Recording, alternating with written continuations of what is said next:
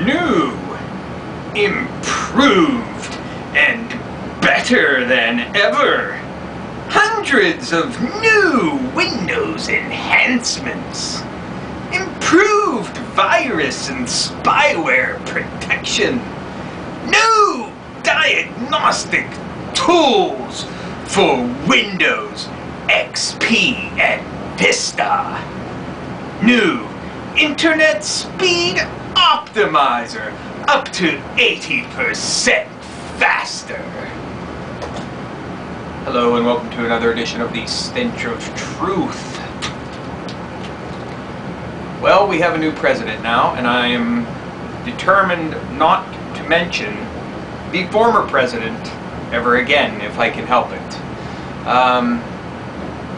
I just want to say a couple of things very quickly. It's all well and good for Obama to sign executive orders indicating that he plans to close the detention center at Gitmo, Guantanamo Bay, Cuba, without having a clear and fixed plan on what he is going to do about the gross violation of constitutional rights and the gross violation of international law that is represented by that facility, or indeed what he's going to do with the people that are being detained there. Without having a comprehensive policy as far as what is going to be done, then there's no fucking reason to even come out with an executive order that says they're going to close the facility in a year, because all it is fucking rhetoric. Unless you have a comprehensive policy in fucking place to deal with the problem and to correct the fucking problem, then all you're doing is throwing out some window dressing. And that's all this is, window dressing. Until he comes up with some kind of fucking plan that takes into account everything and settles the entire matter once and for all. Now, I want to make one thing clear here, because there's been a lot of discussion about this, obviously, because of the people being detained at Gitmo. And they're being called enemy combatants, which is a totally made-up term to describe people that you more or less want to have the ability to do whatever you want to and have no rules, laws, or anything else govern your activities. Because if they were prisoners of war, they would be covered by the Geneva Convention. If they were criminals, they would be covered by constitutional rights and protections.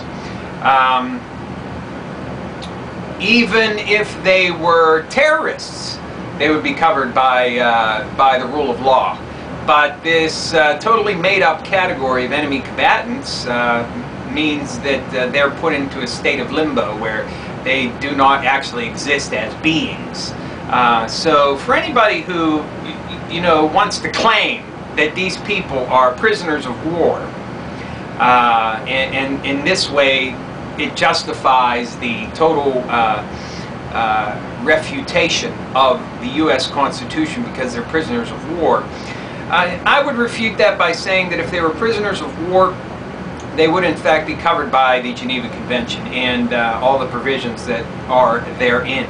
But my contention goes further, that these people are not prisoners of fucking war, because contrary to everybody's fucking view on this matter, we are not in any declared war with anyone. And that includes the fucking war on never-ending fucking terrorism.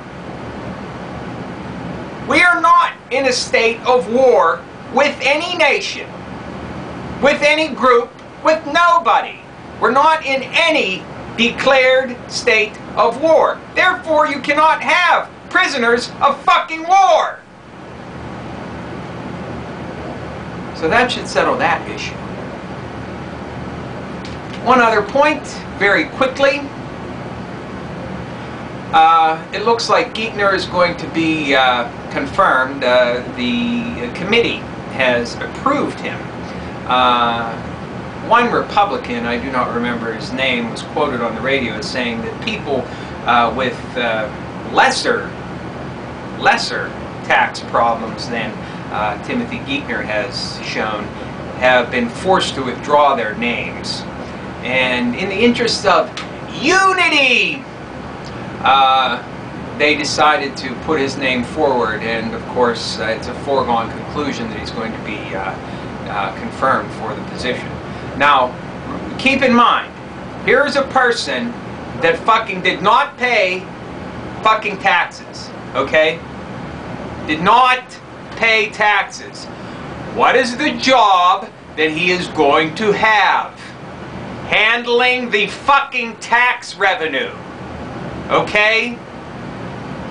How much more of a negative do you need in that column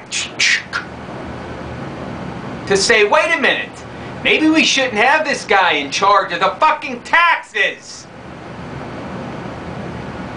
And just remember, you, me, every other Joe Schmo on the street, if we did the same thing he did, would be in one hell of a lot more trouble, let alone be offered the job of running the whole fucking tax show.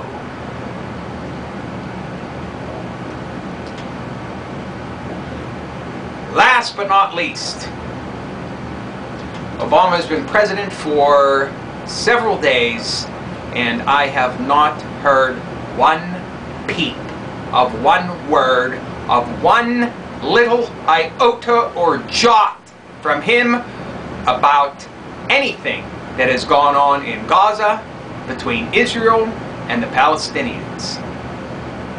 And I think that is a fucking shame. Not one fucking word about that horror and the atrocities that have gone on over there. Nothing. So I guess we know what to expect. If there is going to be a response, it's going to be too little, too late, just like every other fucker who came before him. He's just like all the rest. And when the patina of the Obama Messiah starts to fall away, underneath you will see a craven coward who is beholden to the moneyed interests and corporate elites in this country and around the world. And he will do everything in his power to further those ends at the expense of you and me.